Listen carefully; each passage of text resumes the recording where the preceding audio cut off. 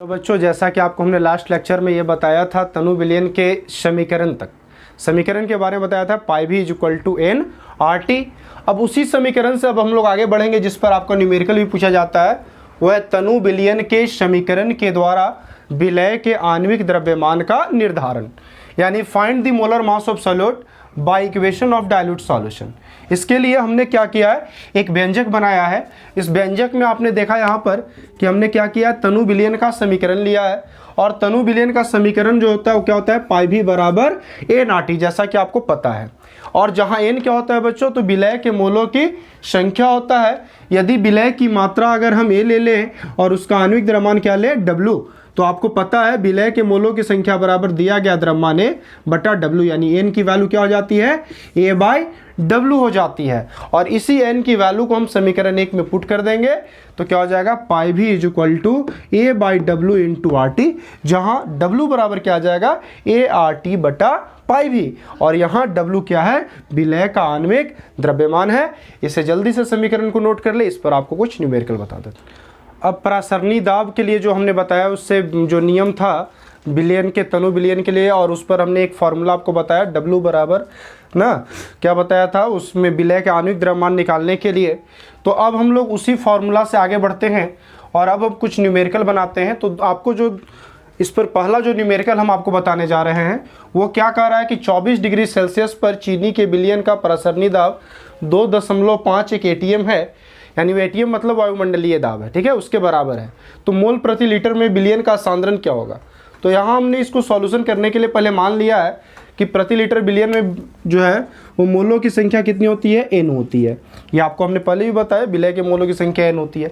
और आप जैसा कि जानते हैं, क्या जानते हैं कि पाई भी बराबर क्या होता है, एन आर टी होता है। तो यहाँ से एन बराबर जो फॉर्मूला बनेगा क्या बनेगा, आर टी बाई पाई भी। तो यहाँ पर हम इसके लिए पहले गिवन लिख लेंगे न्यूमेरिकल बनाने के लिए। तो देखो आर जो है बच्चों वो गैसियस कांस्टेंट है, ये आपको हमेशा याद रखना है, 0.083 लीटर एटीएम पर केल्विन पर मोल इसका। और इसके बाद जैसा कि गिवन आपको हमने बताया, तो गिवन में आर का वैल्यू जो हमेशा आपको याद रखना है 0.083 लीटर एटीएम पर केल्विन पर मोल। पाई की वैल्यू दी हुई है क्वेश्चन में 2.51 एटीएम, भी इक्वल टू 1 लीटर, और टेम्परेचर 24 डिग्री सेल्सियस। तो 24 डिग्री सेल्सियस को केल्विन में बच्चों चेंज करेंगे तो 273 प्लस क्या हो जाएगा 24, यानी 297 केल्विन। अब देखो जैसा कि आपको पता है कि फॉर्मूला पाई भी बराबर एन आर टी होता है, ये तनु विलयन का समीकरण है। तो एन बराबर क्या हो जाएगा, पाई भी बाई आर टी। तो एन बराबर जो पाई भी बाई आर टी होगा, इसी फॉर्मूला से अब हम लोग चलेंगे तो एन बराबर क्या हो जाएगा, यहाँ पाई की वैल्यू रख देंगे, जो है ना वी का वैल्यू रख देंगे, नीचे आर का और टी का। तो इसको सॉल्व करेंगे बच्चों तो क्या आ जाएगा 0.1029, ये इस न्यूमेरिकल का क्या होगा, आंसर होगा। इसके बाद एक और आपको महत्वपूर्ण न्यूमेरिकल बताते हैं। अब इसके बाद जो दूसरा आपको न्यूमेरिकल हम बताने जा रहे हैं काफ़ी इंपॉर्टेंट है, ये बिहार बोर्ड के एग्जामिनेशन में पहले पूछा भी हुआ, 2012 की क्वेश्चन है, और भी उसके बाद मॉडल पेपर में अक्सर ये क्वेश्चन दिया रहता है। कहता क्या है कि 0 डिग्री सेल्सियस पर 5% यूरिया के जलीय विलयन का परासरणी दाब निकाले। तो यहाँ पर इस क्वेश्चन को जो है बनाने के लिए हम सबसे पहले गिवन लिखते हैं। तो टेम्परेचर 0 डिग्री सेल्सियस दिया हुआ है बच्चों, आपको पता है 0 डिग्री सेल्सियस कितना केल्विन होता है, 273 केल्विन होता है।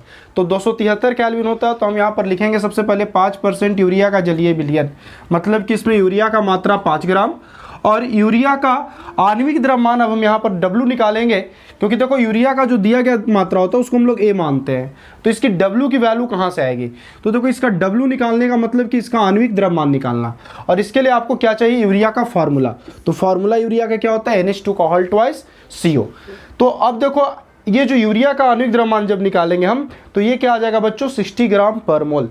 अब यहाँ पर विलयन का आयतन, तो देखो 5% यूरिया का जलीय विलयन, इसको अगर हम W/V के अकॉर्डिंग देखें, यानी कि क्या देखें, तो भार और आयतन के विचार से देखें, तो विलयन का आयतन क्या लेंगे हम, इस परसेंटेज के लिए कितना लेंगे, 100 ml लेंगे, यानी विलयन 100% है तो 100 ml, यानी वॉल्यूम कितना है 100 ml। लेकिन वॉल्यूम यहाँ पर मिलीलीटर में है, तो इसे हम लीटर में चेंज करेंगे तो V इक्वल टू कितना हो जाएगा, 100/1000 लीटर, यानी 0.1 लीटर। तो अब आप लोग को पता है बच्चों, हमने बताया था विलय का आणविक द्रव्यमान का निर्धारण किसके द्वारा, तो तनु विलयन के समीकरण के द्वारा, एक फॉर्मूला W बराबर A R T by pi भी। तो पाई बराबर क्या हो जाएगा, A R T by W into V. यहाँ से हम सारे वैल्यू को पुट कर दिया और तब आपका आंसर आ गया 18.88 एटीएम, यानी इस बिलियन का परासरणी दाब 18.88 एटीएम होगा। अब जैसा कि बच्चों, अब इसके बाद आपको चारों बिलियन के अनुसंख्य गुणधर्म बताने के बाद अब जो आपको हम बताने जा रहे हैं, ये थोड़ा ध्यान दीजिएगा ये टॉपिक पर। यह है एबनॉर्मल मॉलिक्यूलर मास, यानी कि अब सामान्य आणविक द्रव्यमान। इसको हम एक और तरीके से कह सकते हैं एबनॉर्मल बिहेवियर ऑफ सॉल्यूशन, यानी कि बिलियन का असामान्य आचरण। देखो इसमें आपको हमने, जैसा कि यहाँ पर डिफिनेशन में हमने आपको बताया है, क्या बताया डिफिनेशन में, कि परासरणी दाब, वाष्प दाब का अवनमन, क्वथनांक का उन्नयन और हिमांक का अवनमन। ये जब पता आपको ये चारों क्या है, तो कॉलिगेटिव प्रॉपर्टी है, यानी चारों बिलियन का अनुसंख्य गुणधर्म है। तो ये चारों के चारों क्या होते हैं कि बिलियन में उपस्थित विलय कणों की संख्या पर निर्भर करते हैं, और इन सब का प्रायोगिक और सैद्धांतिक मान आपस में क्या होना चाहिए, समानता होना चाहिए। यानी कि इनका आपस में जो प्रायोगिक मान है, जो प्रैक्टिकल वैल्यू है, और जो थ्योरेटिकल वैल्यू है, यानी प्रायोगिक कहने का मतलब कि हम एक प्रयोग कर रहे हैं कि नमक का मात्रा हम जल में घुला रहे हैं, तो उसकी जो द्रव्यमान है वो उसकी एग्जैक्टली जो नमक का रियल में आणविक द्रव्यमान होता है उसके बराबर है या नहीं। तो ऐसे समानता होनी चाहिए। परंतु देखिए यहाँ पर बच्चों हमने लिखा है कि कुछ स्थितियों में, कुछ ऐसे स्थिति होते हैं, कुछ ऐसे परिस्थिति होते हैं जिनमें इनका प्रायोगिक मान और सैद्धांतिक मान आपस में कभी बराबर नहीं होता, यानी उनमें भिन्नता आ जाता है। और ऐसे जब भिन्नता आता है तो इसको हम बिलियन का क्या कहते हैं, अब सामान्य आचरण, यानी एबनॉर्मल क्या कहते हैं, बिहेवियर ऑफ सॉल्यूशन, यानी बिलियन का अब सामान्य आचरण कहते हैं। नोट देने वाली, ध्यान देने वाली बात यह है कि विलय के कणों के द्रव्यमान को, यानी जब बिलियन अब सामान्य आचरण दिखाता है तो उस समय विलय के जो कणों का द्रव्यमान होता है उसको हम लोग क्या कहते हैं, अब सामान्य आणविक द्रव्यमान, यानी कि एबनॉर्मल मॉलिक्यूलर मास कहते हैं। ठीक है।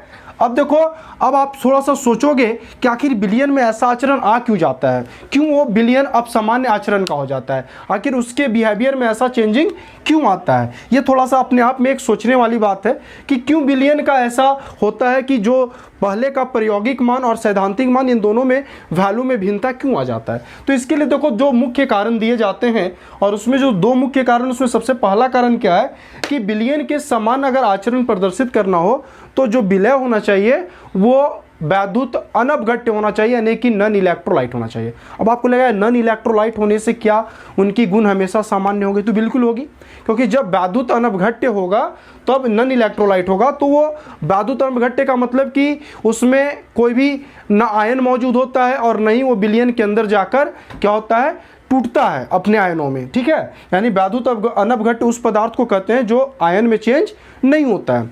तो यानी कहने का मतलब है कि जब किसी भी विलयन का हम निर्माण कर रहे हैं और उसमें हम वैद्युत अनपघट्य पदार्थ को मिला रहे हैं, जैसे आप अगर ले लो यूरिया ले लो, ग्लूकोज ले लो, चीनी ले लो, तो ये सब में क्या होता है कि सब नॉन इलेक्ट्रोलाइट्स हैं, यानी कि इनमें आयन जो होता है वो नहीं बनता है। और ऐसे पदार्थों को जब आप विलयन बनाते हो तब क्या होता है कि ये विलयन में विलय के साथ विलायक के साथ कोई अभिक्रिया नहीं करता है, न इनका आपस में जुड़ा होता है, या न कह सकते हैं आपस में अपघटित होते हैं, यानी कि जैसे सिर्फ घुलते हैं और उसके अंदर वो अपना सामान्य नेचर को दिखाते हैं। लेकिन दूसरा अगर हम पॉइंट देखें तो बिलियन का आप सामान्य आचरण अगर प्रदर्शित कराना हो तो उसमें आपको विलय, तो पहला तो आपका होना चाहिए वैद्युत अपघट्य, यानी कि इलेक्ट्रोलाइट होना चाहिए। विलय क्या होना चाहिए, इसमें इलेक्ट्रोलाइट होता है, यानी कि इलेक्ट्रोलाइट मतलब कि वैद्युत अपघट्य होता है, और उसमें अनपघट्य था समान आचरण में। तो वैद्युत अगर अपघट्य होता है तो वहां पर अब सामान्य आचरण को विलयन के अंदर देखा जाता है। उसमें होता क्या है कि पहले ये वैद्युत जो अपघट्य देख रहे हैं ये अपने आयन में टूट जाते हैं, और ये जो आयन में टूट जाते हैं तो ये क्या होते हैं, विलय अणु या तो किसी दूसरे अणु से संयोजित होते हैं और आपस में या तो वियोजित होते हैं। वियोजन का मतलब टूटकर अलग हो जाना, आयन टूट जाना। जैसे NaCl अगर टूटता है किसमें, Na+ और Cl- में, तो ये जो दो आयन फॉर्म हो रहे हैं इसका मतलब क्या आप करो, डिसोसिएट होना। और अगर ये जल के अणु के साथ जाकर जुट रहे हैं, हाइड्रोजन और हाइड्रोक्साइड आयन के साथ, अगर मान लीजिए Cl जाकर जुट जाता है Cl-H+ के साथ, तो क्या कहोगे, एसोसिएट हो रहे हैं, संयोजित हो रहे हैं। तो इसलिए जब भी वैद्युत अपघट्य होता है तो क्या होता है, तो वो विलयन में जब रहता है तो वो क्या करता है कि विलायक के साथ या तो संयोजित हो जाता है या कह सकते हैं अपने अणुओं को वियोजित कर लेता है। तो इस कारण से क्या होता है कि यहाँ पर विलयन का असमान आचरण देखा जाता है। अब इसके बाद जानेंगे वांट हॉफ फैक्टर। देखो बिलियन के असामान्य आचरण से संबंधित वांट हॉफ ने क्या किया था, एक फॉर्मूला दिया था, एक कैलकुलेशन दिया था निकालने के लिए। तो इसने क्या किया था कि बिलियन के असामान्य आचरण के लिए वांट हॉफ ने एक गुणक आई निकाला था। क्या निकाला था? गुणक आई। आई से वांट हॉफ फैक्टर को डिनोट करते हैं, याद रखना है। तो वांट हॉफ गुणक उसी को कहते हैं जिसमें आई का आपको जो है ना कह सकते हैं इंडिकेशन दिया रहेगा। चारों कोलिगेटिव प्रॉपर्टीज, चारों अनुसंख्यक गुणधर्म में, चाहे वाष्प दाब का अवनमन हो, चाहे हिमांक का अवनमन हो, या फिर क्वथनांक का उन्नयन हो, या प्रसरणी दाब हो, कहीं भी अगर आई अगर जुट रहा है उस फॉर्मूला में, तो आप समझ जाइए कि यहाँ वांट हॉफ रूल का प्रयोग किया जा रहा है, वांट हॉफ फैक्टर का प्रयोग किया जा रहा है। तो वांट हॉफ ने क्या बताया था कि बिलियन के असामान्य आचरण के लिए एक गुणक निकाला था जिसे वांट हॉफ गुणक कहते हैं। और वांट हॉफ गुणक का जो फॉर्मूला होता है वो क्या होता है? आई इज इक्वल टू प्रायोगिक अनुसंग गुणधर्म बटा समान अनुसंग गुणधर्म। प्रायोगिक अनुसंग गुणधर्म का मतलब कि जो हम लोग न्यूमेरिकल बनाते हैं या फिर कह सकते हैं जो प्रैक्टिकली हम लोग बिलियन बना रहे हैं, और एक जो उसका नेचुरल प्रॉपर्टी है जो पहले से उसका नॉर्मल है कि जो जैसे NaCl का 58.5 ग्राम ये उसका सामान्य द्रव्यमान आणविक द्रव्यमान, लेकिन कितना वो डिजॉल्व हो रहा है बिलियन में वो उसका प्रायोगिक वैल्यू है। तो आई का जो वांट ऑफ फैक्टर जो आई है उसकी वैल्यू क्या हो जाएगी? प्रायोगिक अनुसंग गुणधर्म जो बिलियन का प्रैक्टिकली क्वालिटेटिव प्रॉपर्टी है, यानी प्रायोगिक अनुसंग गुणधर्म बटा समान अनुसंग गुणधर्म, यानी कि जनरल उसका क्वालिटेटिव प्रॉपर्टी।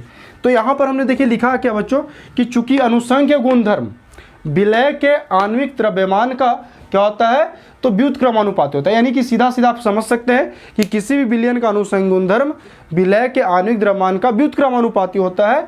यानी कि विलय के आणविक द्रव्यमान का जब व्युत्क्रमानुपाती होगा तो यहाँ आई की वैल्यू क्या हो जाएगी बच्चों? चेंज हो जाएगी। क्या हो जाएगी आई की वैल्यू?